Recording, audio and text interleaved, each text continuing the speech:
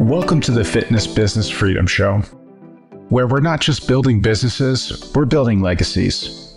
I'm your host, Justin Hanover, and I'm thrilled to have you join us for Season 4, 7-Figure Gym Stories. In this season, we're diving deep into the minds of successful 7-figure gym owners. We're pulling back the curtain, revealing the strategies, mindset shifts, and hard-earned lessons that propelled them to the top. Whether you're a seasoned gym owner or just starting out, you'll gain actionable insights to supercharge your business and create a life of freedom and fulfillment. So let's unlock the secrets to 7-figure success together. Tune into each episode and join the movement of fitness entrepreneurs who are making a difference. So before we jump into today's episode, let's talk about what we do best at Fitness Revolution: building high-performing teams. Did you know that underperforming teams can cost your gym anywhere from $100,000 to $500,000 a year? That's leaving a lot on the table. To help you avoid this, we've created a free hiring scorecard. This tool will help you identify the best talent and build a team that drives revenue and loyalty. Head over to our show notes to grab your free scorecard today. Let's build a stronger team together. Now, for today's guest episode, I am excited to have with me Ben Ludwig, president of D1 Training. And Ben has an extensive experience in the fitness industry, excelling in leadership and sales strategy, from molding high-performing teams to shaping the minds of fitness business owners. Ben has seen the fitness industry from various perspectives, allowing him to bring a fresh look to solving challenges and creating positive momentum forward. So with that being said, welcome to the show, Ben. Yeah, Justin, so thankful to be here. Appreciate you having me on. Absolutely. It's our pleasure. I've been looking forward to this conversation. Let's get, before we dive into kind of the business side of things in this conversation, let's give some context into you and kind of what brought you into the fitness space. Yeah. For me, Justin, I love a lot of the content that Fitness Revolution puts out because I believe that it is a very much service-based model on what you teach and how you help people to be able to sell memberships, but also grow. And so I have always had that sort of a mindset. And so even at a very young age, as I was going through college, actually, I started personal training and I had no onboarding. I had no training. Nobody taught me how to sell. I got tossed a price sheet from a GM that said, good luck. That was it. And so for me, I knew that I knew a lot about how the body works and I knew how to help people. And I knew that I needed to get in front of people to let them know that I could help them. That was all I had, just the will to be able to help people. And so that, I believe, is what has served me really well across the entirety of my career, because not only did I have success as a personal trainer in that regard, but as I started working my way up the ranks, I knew that, okay, this is an opportunity for me to help more people indirectly. If I can teach other trainers or coaches how to be able to grow their business, I'm indirectly impacting even more people. And then that turned into franchise consulting and some of those sort of things that I've done in my history. And so for me, it's always been, how can I continue to grow myself personally to be able to create a broader impact across an entire global industry is really my ultimate goal. I always say that it's my fitness motto is, let's leave the fitness industry better than we found it. Yeah, I like that. I mean, that's true. And I'm hearing your perspective. I'm thinking it makes sense. Obviously, while you're in the space, I think that's definitely a big characteristic for people who are in this industry, of having that servant mentality and wanting to serve and help. And that's one of the things that makes this industry unique from other types of businesses out there. I would say for the most part, most people start a fitness business not from the perspective of wanting to be the best business, but from the perspective of wanting to help people. So that's one of the unique and beautiful things about this industry. Then the flip side of that is it can also pose some challenges when it comes to making sure you build a thriving business, which we'll be getting into. But when you have the heart in the right place, the skills, can be taught. That's it. Yeah, so I love that. So let's dive a little more into your journey and the more professional side of things, with your are there certain milestones that you think back to that you have hit over time that had been pivotal in your growth journey? And maybe some of them were a negative experience, but it changed things and it created a positive experience because of it. What were some of those milestones for you? Yeah, absolutely. For me, I believe that throughout the entirety of my career, the moments that have shaped me the most have actually been the moments that I've messed up the most. I mean, just full transparency, I have made some big mistakes in my career. There's been times that I've been way too forward and tried to drive results no matter what at the expense of my people. And so my people weren't bought into me. And so they left. And then I've also been way too soft to where I have really tried to give care for my people, but then haven't held them accountable. And so some of those milestones that I've noticed, I can think back to whenever I first moved to Dallas to open up a bunch of gyms with an investment firm. And the investment firm had just taken over these gyms and they brought myself and somebody else in to run the company. And I remember my first goal was to meet all of the teams and to get their thoughts on how things were working. And one of the gyms that I came into, I sat down with all of the team members and the team just felt very, very negative. And I couldn't understand why until I met with the GM and realized this guy's the negative one. This guy's the one where all this is stemming. And so what I did in that moment, Justin, is I tried to change his mind. I tried to sell him the very first time that I ever met him. I tried to convince him that he'd been there for, I think, 4 years. And I was trying to convince him within the first 30 minutes of meeting him that he was wrong. And that was a big mistake. And I'll never forget it because I came back into that location a couple days later to a note on his desk letting me know that he had orchestrated a walkout for the entire staff. So everybody had left and it was just me. I was like, my gosh, what am I going to do? Right. I will never forget that moment because it gave me some context around how important culture is and how a good culture can be just as infectious as a bad culture, you know? And so that was a big realization for me. I think the second one that I would bring up is I was working with F45 headquarters through COVID and I was in a consultant position at that time. And I will never forget how, oh my gosh, I mean, just overnight, March of that year, my schedule just filled up overnight. Everybody wanted to talk about, do I continue to charge? Do I not? Do I cancel memberships? Do I contact my members personally? What do I do? And they were just panicking. And wow. I will never forget that because it was a really great learning experience for me because I had to learn how to be empathetic with these people. A lot of them had their life savings in these businesses. I had to understand how to be able to help them navigate those tough situations without making emotional decisions. But I also couldn't be too cold. I had to be able to let them know that I understood what they were going through and I was going to be here for them. And so there's been a lot of milestones throughout my career, but I think, the biggest thing that I've noticed is whenever I've been put in the hardest situations or the situations that have brought me out the other side, really appreciating that situation because I wouldn't be where I am today if it weren't for those situations. Yeah, no, absolutely. I mean, we are definitely forged in the fire. Yeah. And so, could you share a little bit about, like, kind of, if you can reflect back to those times, what was how did you handle it? Like, what was your process to move forward? Like, when you walked into that gym and everybody was gone, I mean, like, what were next steps for you? Like, how did you navigate that? Yeah, I think one of the things that I've learned over the years, Justin, is to be successful in the fitness industry. The most important thing that you can have is a will to win. You just have to never give up, and you have to be able to be willing to move forward no matter what's going on. And so in that moment, I did have a decision to make. I could just, post a bunch of jobs and grab a couple members, and you got a pulse, you're hired.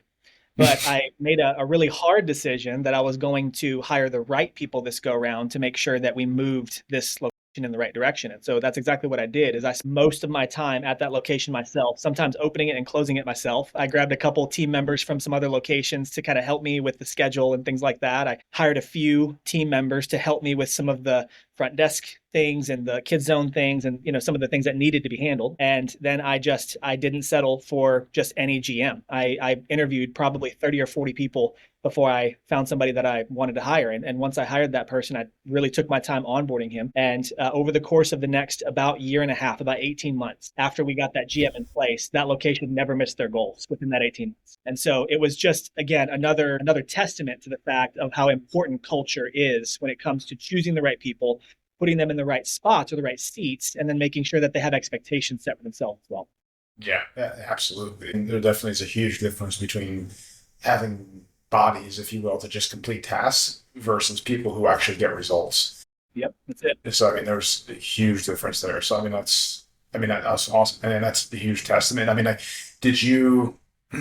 was that like your initial reaction? And did you have any other advisors around you kind of like helping with guiding that type of facilitation of like that type of strategy. And I guess I like kind of like bring us into I kind of like maybe like a little bit more of like the like emotion side of things, or like how did you make sure that you didn't replicate the same issue that maybe caused this problem to begin with?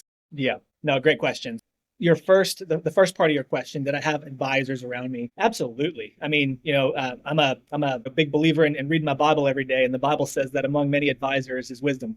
And so that's one of the things that I have tried to do a good job in my career is I try never to make decisions just based on my own findings or what I think is right. I always will reach out to other industry veterans or people that I've worked for in the past that I have a lot of respect for, or people that I've met in networking capacity to be able to ask. And, Justin, a lot of times, to be honest, I ask these people, hey, this is the situation I'm in. This is what I'm thinking about doing. What do you think? And they're like, yep, you're right there. You're on track. Just go with it. And even just having that person give me a bit of confidence in my decision helps.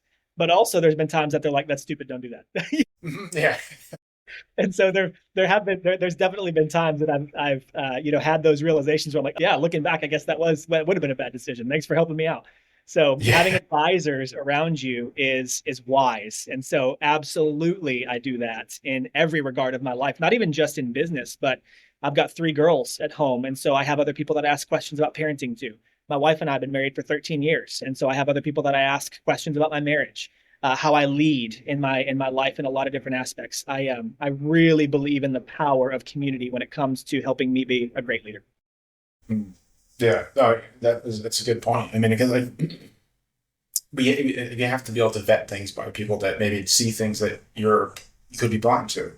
But ultimately, what I like, and I'd be curious to hear if this translated into your next milestone that you brought up with COVID. But the biggest thing that I can see here that people could extract and pull from is that you paused. Like you didn't allow an emotional reaction to be the first thing that you did. And you gave I'm sure that time between uncovering the problem and then finding that situation to where you actually started executing. And that's, I think, so powerful. I mean, too many times, like people think problems, even as big as a problem that could be, what you're facing, it still isn't that big to where it's like, okay, I need to go into all out panic mode and start doing whatever I can do. I mean, that's like, we need to realize something. You need to stop, take a breath, pause, and then you can execute. So I mean, like that's I think a wonderful representation of that. And did that translate into obviously how you handled like with the COVID situation?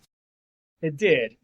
I mentioned earlier that I've had a lot of situations throughout my career that have put me into some really hard situations. I mean, a lot of my career has been kind of running into the burning building as opposed to going to the next, big thing. And so that's a lot of what my career has been is how do I let me step in here and then how do we start to fix this? And so through COVID, as I was consulting other fitness business owners, that was a testament to how I had handled situations in my past on let's take a deep breath.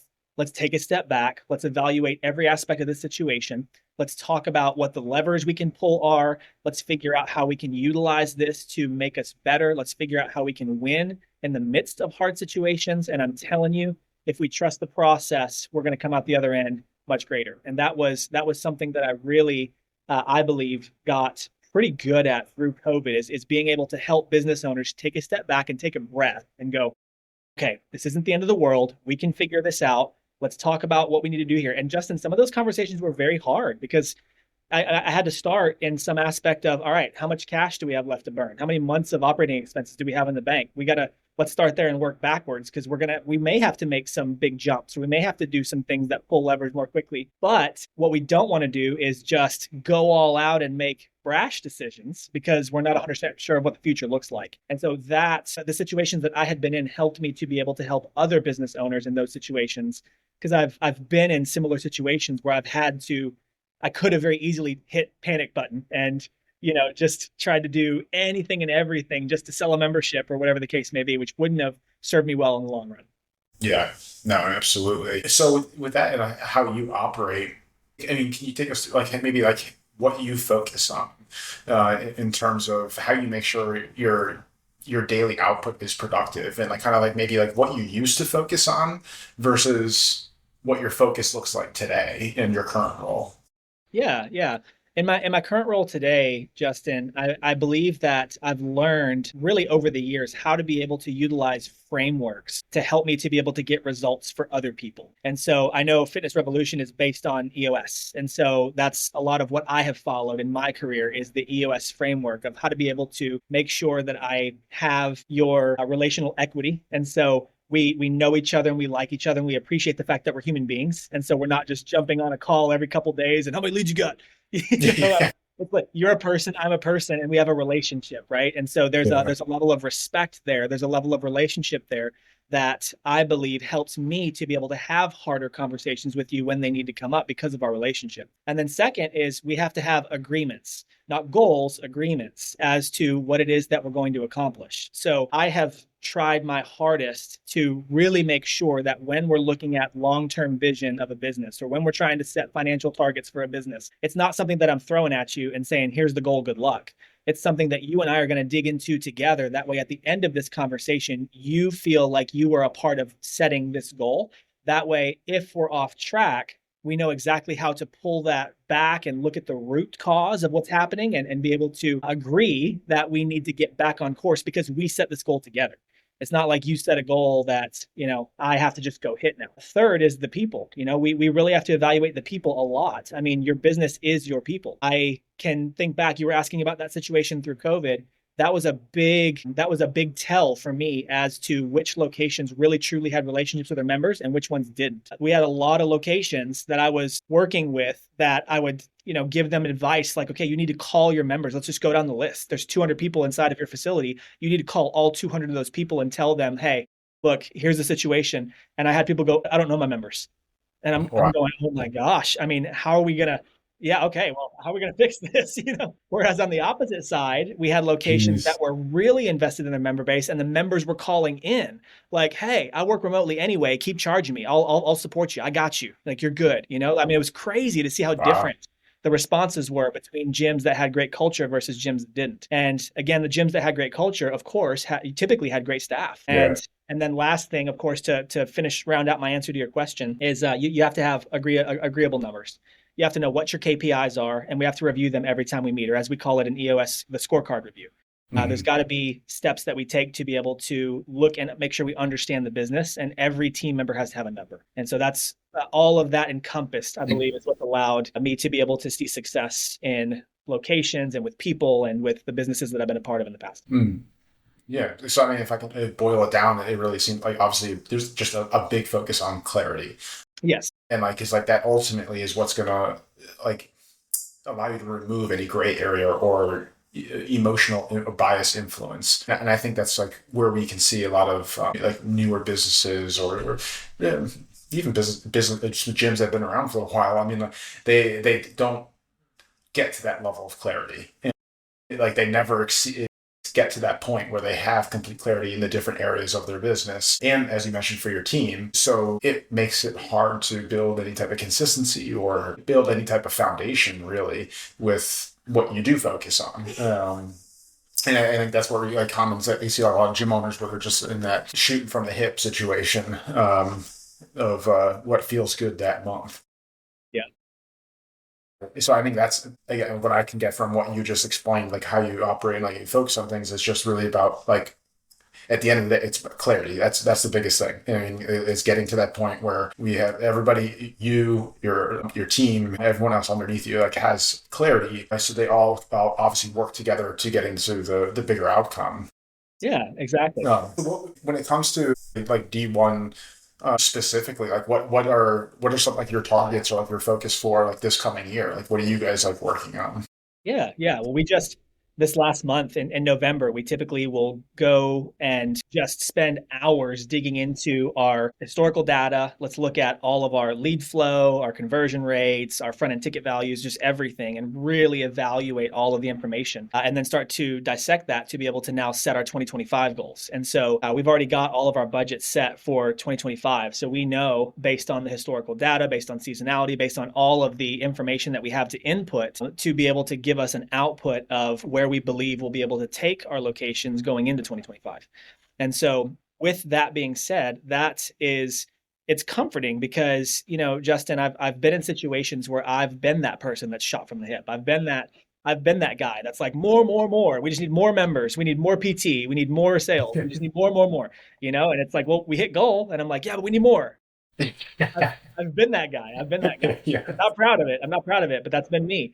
And so looking back at my history, those times that I was pushing and pushing and pushing, it's because I didn't have a target set out of, all right, this is the target. So now let's work that backwards and just see if we have the inputs needed to be able to give us the output, which actually, to your point, Justin, creates a lot of clarity and actually, honestly, takes away a lot of stress from your business as well, because it's no longer you wondering, oh my gosh, are we going to hit goal this month? Or what are we going to do? Do we have to run another promotion? Or how our leads? Just the other day, I was talking to a general manager, an operator of a location.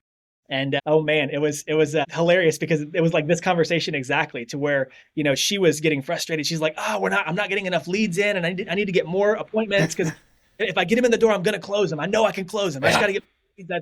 But I think my leads are bad. We need to check the ads. What's the copy say? And I went, okay, hang on. Let's look at the data. And, when we dug into the data, we were like 8% off of our show percentage. We were like 4% off of our booking percentage. I'm like, we're not far off. Let's just go audit our phone calls. Let's look at what we're saying. Let's look at how we're building value. Let's look at speed to lead. And we reviewed that, and there were some holes. It's like, there we go. That's it. Just trust the process. Yeah. And so we didn't do a complete breakdown of our Facebook ad campaigns and all sorts of stuff because it wasn't needed. It was just simply this is what we've agreed to as far as our percentages go. And so let's look at how we can get that on track based on if we're following the processor. And it was that simple. Yeah. No, I love that. Because as you know, that's one of the biggest cries of pretty much every gym owner is the leads are bad, or we don't have enough leads. When you really get into the strategy of it and get your mind out of the tactics, then that's when you can uncover, obviously, those little holes in the bucket that you were able to find.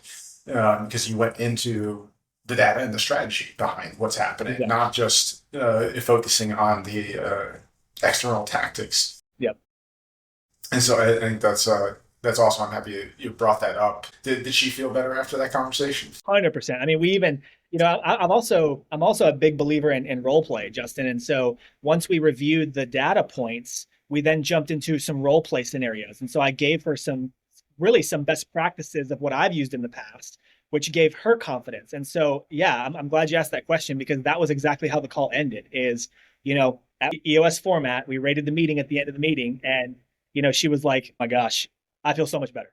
That was her is, okay, now I feel like I've got some clarity. I feel like I know what I need to do. I know what I need to say on the phone. I'm going to use a lot of the stuff that you gave me. Let's go do this. And so it's just resetting those expectations and making sure that, look, you're not crazy. We just need to review the data. And as long as the data is accurate, it's going to tell us a story. And so that's what we did, is we just read the story. And once we read the story, it's like, oh, well, here's hole 1, here's hole 2, here's hole 3. Let's go plug them. Let's do this. Rock and roll. Done. So it's just creating a game plan around how we're going to be able to course correct on the things that maybe on the surface don't seem wrong. But once we dig in, it's, oh, okay, yeah, I can see where this is falling short. Let's work on that. Yeah. No, I love that. And definitely, like you said, like knowing your numbers and like you said, like the output that needs to be happening to get to the end result. Because like you said, like hitting your end result should never be a surprise. Like you shouldn't get there like, oh wow, I have no idea how this happened. And like that's not good. Like that's not a good thing. You don't want to be there. Like you want to know that every action, every day, you're building to that point. Yeah.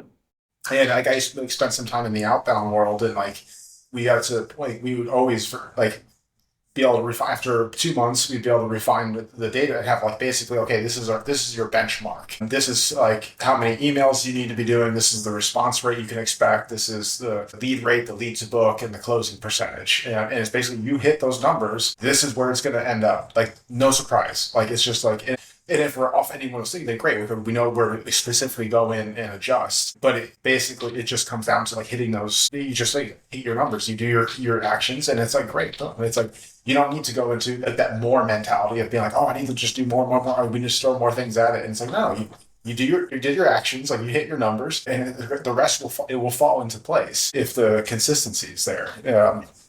Love that. So I think that's a great point that you brought up. And you said that was with the GM of a location? Yeah. So the way that D1 operates is we really seek to find strong GMs and then create basically owner operator kind of style of how they run. And so they are the main salesperson within the facility, but there's also a lot of rewards that come with that as far as profit share and some of those sort of things. And so a really great GM, can make great money, can have great work-life balance, can build their own team. And so that's one of the things that with D1 we really lean into is being able to allow that ownership mentality to be the driving factor of making sure we find the right GMs. Yeah, that's critical. And that may be a sequel conversation to dive into that more. I think that might be a little bit too much for right now, but fair enough. But that definitely sounds interesting to push into that more. I'm curious with like everything that you've gone through and where you're at now. Have you ever reflected in a way like, would you, if you had to do it all over again, would you change anything to get to where you are now? Yeah. I do look back and I think about some of the risks that I took. I worked for investment firms that were looking to sell off gyms quickly. I worked for companies that I'd never even been to the state that they were founded in before and jumped on board. Let's do this. Yeah. I worked for I worked for some global brands that, after going through the training, I'm like, oh my gosh, there is no training. We got to create training. I can do that. Let's do this. Yeah. I've taken a lot of risks, I think. And, yeah, I mean, that's a fair response. I appreciate that reflection. And it's obviously good. Obviously, it is something that you think about and reflect on. And I think that's, again, another good characteristic of leaders is we think about, like, we reflect on things and process and to be able to extract, okay, like that was a good thing. Let's carry this forward. Or no, that wasn't so good. Let's make sure that isn't repeated. So I think that is definitely an important process. So I appreciate you sharing your insight around that. And as we work towards wrapping up the conversation, I always like to kind of end with like some piece of advice that you would highlight or want to highlight for either a gym owner looking to advance their business or someone looking to move up more on the corporate side of things, advancing their career. If they were to listen to just this part of the episode and that's it, like what would be like maybe like the 1 to 3 pieces of advice that you would think would be most impactful for someone looking to like push to the next level? Yeah. Mm-hmm. Love that. I would say that those are definitely some powerful 3 to take to heart. It's definitely obviously a great way to wrap up this conversation. But I mean, thank you so much for your time, Ben, and being able to come on here and share your insight, your perspectives, your journey. It's definitely been a pleasure to talk with you. And I think we definitely will have to have you back on to dive into some other areas a little bit more. Of course. Yeah, no, I'm definitely excited about that. And for you listening, don't forget to head over to the show notes if you want to grab that hiring scorecard. Otherwise, we will see you on the next episode of the Fitness Business Freedom Show. Thank you for joining us on today's episode. I hope you enjoyed today's conversation and were able to pull out insights to apply to your own business. If you found this episode valuable, please show your support by leaving a review and sharing it with a friend. And don't forget to subscribe to our channel for more insightful conversations with top industry leaders. Then be sure to jump into the show notes to get access to our hiring scorecard to build high-performing teams that translates into a thriving gym. See you on the next episode of the Fitness Business Freedom Show, where we'll be diving deeper into the strategies and mindset of another 7-figure gym owner. Until then, keep crushing your goals.